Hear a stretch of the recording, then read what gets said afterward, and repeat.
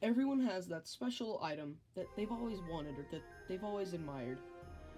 And well, for me, it's always been this. And now that I finally have it, it's time to review it. Hey everybody, MaxMonty1516 here, back again with another review. And yes, it's the time of year once again to start the countdown to Christmas reviews. I'm really excited for this year's batch, and I really hope that you guys enjoy them. So I know I'm starting a couple days late. I apologize for that, but life's been really hectic recently, so I haven't really been able to get that much stuff done. But anyway, without further ado, here is the first countdown to Christmas review.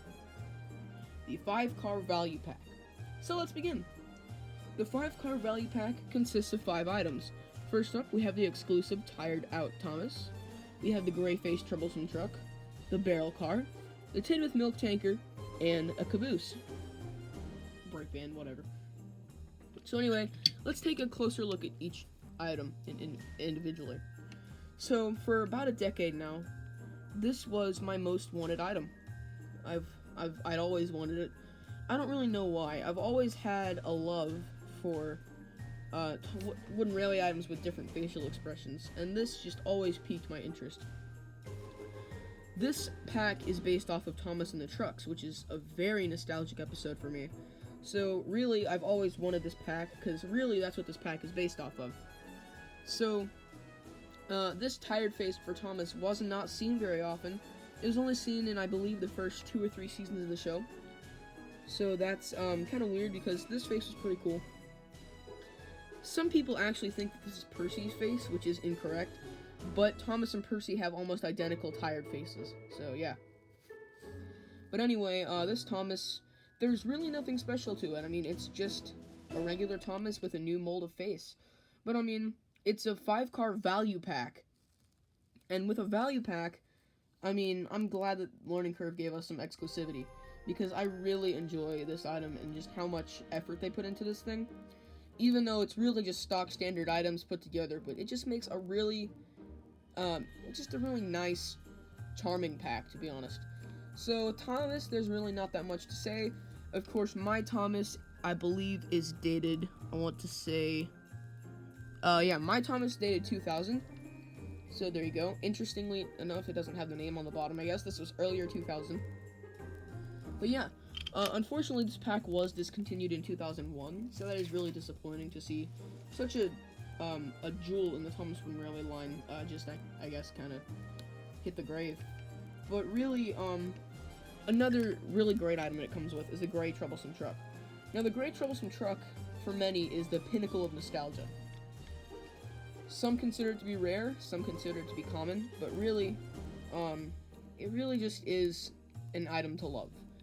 As you can see, mine's worn down for years of play, and of course I did buy it used. But my troublesome truck has always been special to me. I've always enjoyed the look of the gray-faced troublesome truck, and just classic 90s wooden railway is something you just can't get anymore.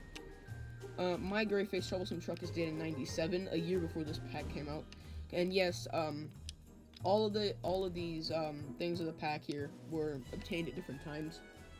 So I just thought I'd let you know that. Yeah, so really, there's not much to say about the gray-faced troublesome truck. It's not too simplistic, or, I mean, it's not too extravagant or anything, but it is pretty simplistic. One interesting thing to note is that the gray-faced troublesome truck was discontinued in 1999, and so since this pack continued on to 2000, in that last year of the run, that was the only way to get this troublesome truck, so that was pretty cool. Actually, no, that was a mistake. The last year was 2001, sorry. So yeah, for the last 2 years, this is the only way you could get the truck. The next item is the barrel car. Now, this is a very interesting item. One, because it's all plastic, and second of all, it actually is a lot longer than a normal wooden railway basis or chassis. As you can see here, it just outlengths the gray troublesome truck. So, this barrel car is very interesting. It's made of just this big plastic, I want to say tub, or I don't know how to describe this. But, that is a very clever design. Learning Curve obviously learned from their mistake of the open-ended Henry's Forest log car, So what they did was a pretty ingenious design to have the barrel slip in just like that. And there's just this little piece of plastic right there that stops it from sliding out. So that is a really good idea in my opinion. So of course it also comes with two wooden carved barrels. The first says oil on both sides, and the second says petrol, as you can see here. And both of them fit nice into this car. So yeah, I really like the contrast of the red and purple. I think it's really cool because this barrel car was compatible with the barrel loader you could buy, so of course that also encourages you to buy out, or go out and buy new items. So that's just another pretty cool thing.